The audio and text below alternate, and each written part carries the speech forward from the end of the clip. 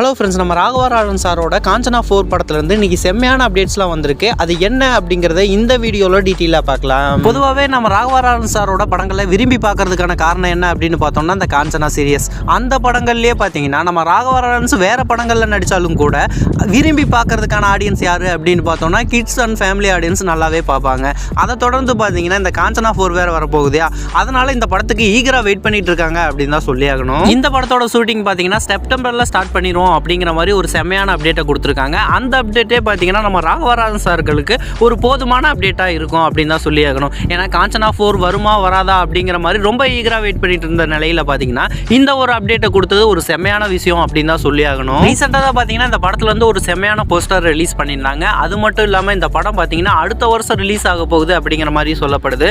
Maybe பொங்கலுக்கு release பண்ணுறதுக்கான chances கொஞ்சம் அதிகம். ஆனால் இந்த படத்தை இவங்க எப்போ ரிலீஸ் பண்ண ரெடியாக இருக்காங்க அப்படிங்கிற ஒரு செம்மையான நியூஸை கூடிய சீக்கிரம் கொடுத்துருவோம். அது மட்டும் இல்லாமல் இந்த படத்தோட கேஸ்டிங் அப்டேட்டையும் கூடிய சீக்கிரம் கொடுக்க ஆரம்பிச்சிருவோம் அப்படிங்கிற மாதிரி சொல்லப்படுது. இந்த படத்தில் பார்த்தீங்கன்னா நம்ம வடிவேல் சாரும் ஒரு கேரக்டர் பண்ண போறாரு அப்படிங்கிற மாதிரி ஒரு நியூஸ் வந்துட்டு இருக்கு. அதுவும் எந்த அளவுக்கு உண்மை அப்படிங்கிறது தெரியல. ஆனால் பேச்சுவார்த்தையெல்லாம் நடந்துட்டு இருக்கு அப்படிங்கிற ஒரு விஷயம் கன்ஃபார்மான ஒரு விஷயம் தான். ஓகே நண்பா, நீங்க யாரெல்லாம் இந்த காஞ்சனா 4க்காக ஈகரா வெயிட் பண்றீங்க அப்படிங்கிறத கமெண்ட் பாக்ஸ்ல கமெண்ட் பண்ணுங்க. இந்த மாதிரியான அப்டேட்ஸ்லாம் தெரிஞ்சுக்க நம்ம சேனலை லைக் ஷேர் சப்ஸ்கிரைப் பண்ணி வச்சுக்கோங்க.